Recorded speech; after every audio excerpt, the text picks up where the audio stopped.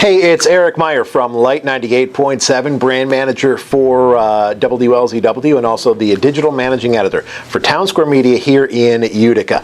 Now, our building is relatively new. It's not.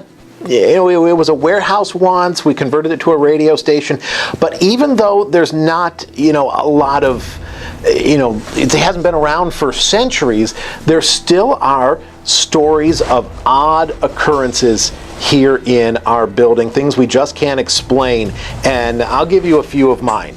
Sometimes I do a late night shift. Over the weekends, we have Flashback Saturday night. And when I have opportunities to host that show, obviously I'm here and there aren't a lot of people around the building on that late weekend night.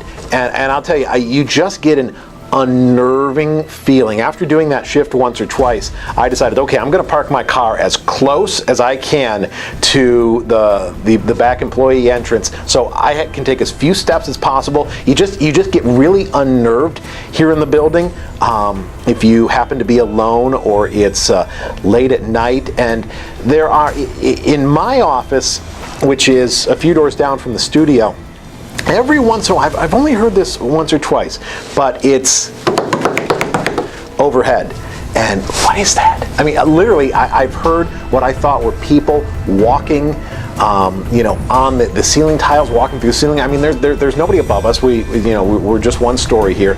And, I asked our engineer or building administrator, is there anybody working in the building? And we'd had some vent issues. No, there's nobody here. But, I mean, I can't explain.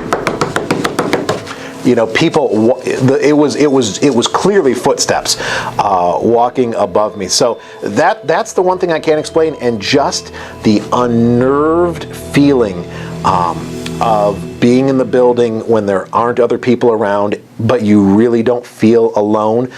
Here in the Light 98.7 studio, if I'm looking out towards the door, you'll just, I'm here on the microphone, and I'll just see some kind of movement out of the corner of my eye. And I'm like, what? Is there somebody out there? No, there's nobody out there. So it's just, I guess the best way I can describe it, and I used this word before, unnerving. It's just a little bit unnerving, and I'll be very interested to see what our investigation of the radio station reveals.